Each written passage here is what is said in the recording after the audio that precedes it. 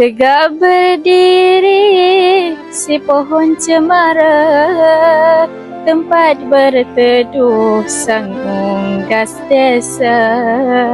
Rendah hati pembuka bicara, mohon izin memulakan wacana. Hai, Assalamualaikum warahmatullahi wabarakatuh. Saya Nur Ali Abibah binti Asri daripada Bahasa Melayu 3. Pergi ke taman memetik melati, harumnya bunga di waktu pagi. Izinkan saya memperkenalkan diri agar kita saling mengenali. Hai dan Assalamualaikum, nama saya Iman Azrin binti Azman daripada unit Bahasa Melayu 3. Bintang berkelip di langit tinggi, menyeri malam penuh cahaya. Hadirin sekalian yang saya hormati, izinkan kami membuka bicara. Saya Muhammad Iqbal bin Aminuddin daripada BM3. Kritikan sastera kanak-kanak. Maksud kritikan. Perkataan kritik berasal daripada Yunani kuno Krites yang bermaksud hakim. Seterusnya, mengkritik bermaksud usaha menghakim, memutuskan nilai baik atau nilai buruk. Apa itu kritikan sastra?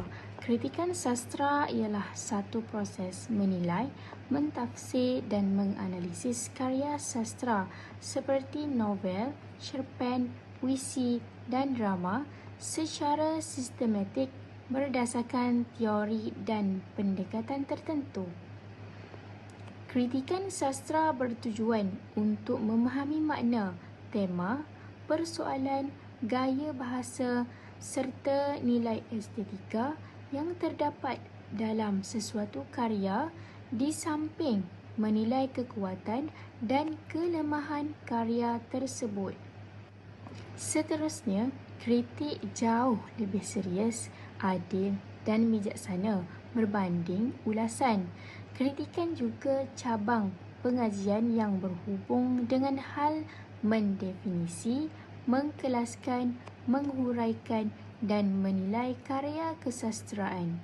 Melalui kritikan sastra, pembaca dapat memahami mesej yang ingin disampaikan oleh pengarang dengan lebih mendalam serta melihat karya sastra bukan sahaja sebagai hiburan tetapi juga sebagai medium pendidikan, pemikiran dan gambaran masyarakat.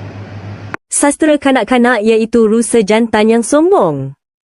Seterusnya, kita pergi kepada sinopsis cerpen kanak-kanak ini.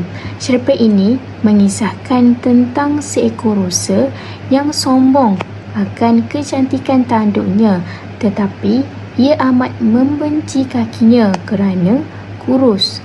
Namun, terjadi kejadian kepadanya yang menyebabkan beliau tidak boleh mengagungkan lagi tanduknya.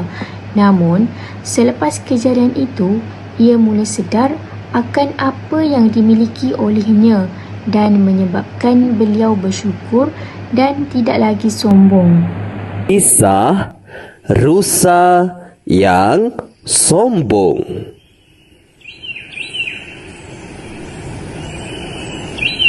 Dalam sebuah hutan, ada seekor rusa yang sangat sombong. Rusa suka pergi ke tepi kolam untuk melihat bayangnya. Dia selalu berbangga dengan tanduknya yang cantik.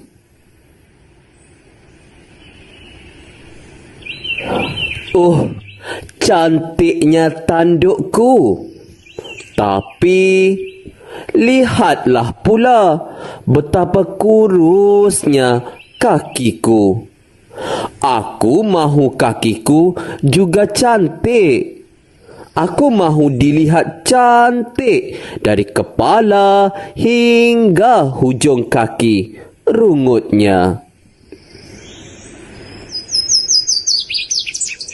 Rusa tidak suka pada kakinya yang kurus. Ketika sedang asyik melihat-lihat bayangnya di tepi kolam, rusa terdengar seekor anjing menyalak. Rusa sedar yang anjing pemburu sedang menuju ke tempat itu. Rusa berasa takut, lalu berlari sekuat hati. Sedang dia berlari ke dalam hutan, tiba-tiba tanduknya tersangkut pada dahan-dahan pokok yang rindang. Rusa meronta-ronta untuk melepaskan tanduknya. Rusa bertambah cemas apabila salakan anjing semakin dekat. Akhirnya kakinya yang kurus itu yang menolongnya melepaskan diri.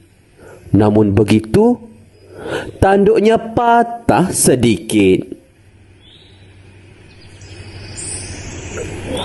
Anjing pemburu semakin hampir. Rusa itu berjaya melarikan diri kerana dia boleh berlari laju. Sekarang dia menyedari kegunaan kakinya yang telah membantu menyelamatkan dirinya daripada bahaya. Adik-adik semua, pengajaran yang dapat kita ambil daripada kisah ini ialah sentiasa bersyukurlah dengan apa yang kita miliki.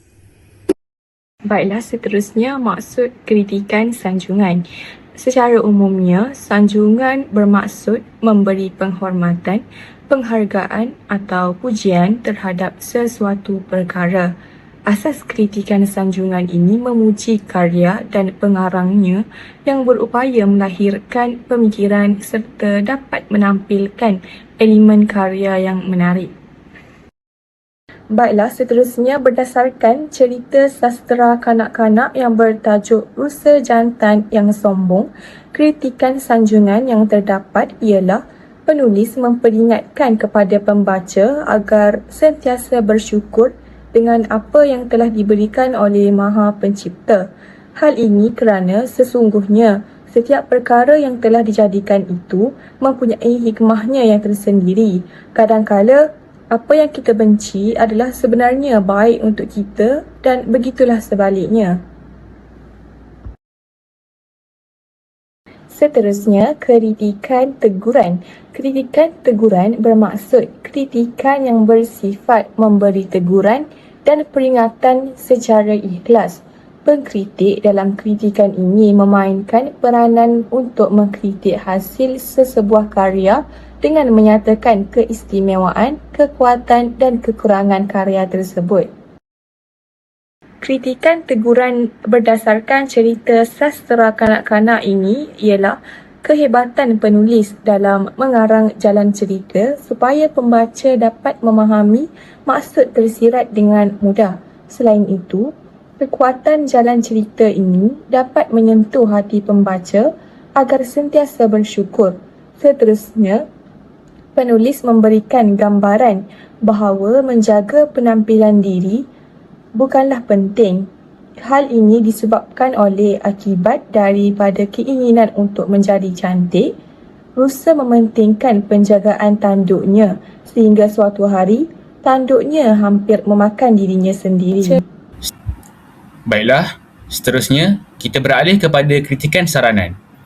Kritikan saranan adalah kritikan yang menganjurkan sesuatu untuk memperbaiki kekurangan serta memantapkan unsur-unsur yang membina dalam sesebuah karya.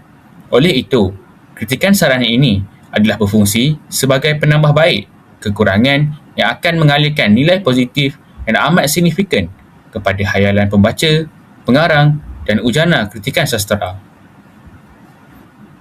Baiklah, kritikan saranan berdasarkan cerita sastera kanak-kanak Rusa Jantan yang Sombong ialah kita dapat lihat di mana penulis sepatutnya menambahkan plot jalan cerita ataupun contoh tentang kepentingan menjaga penampilan diri namun secara tidak berlebihan.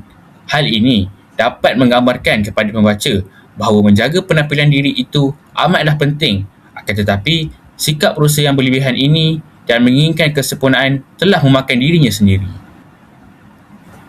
Kesimpulannya, kita hendaklah bersederhana dalam pelbagai aspek. Hal ini dapat mengelakkan daripada perkara yang tidak diingini berlaku dan akhirnya akan memakan diri sendiri. Kita juga haruslah bersyukur terdapat nikmat yang digunakan sama ada baik ataupun buruk. Sesungguhnya, setiap yang berlaku itu mempunyai hikmahnya yang tersendiri.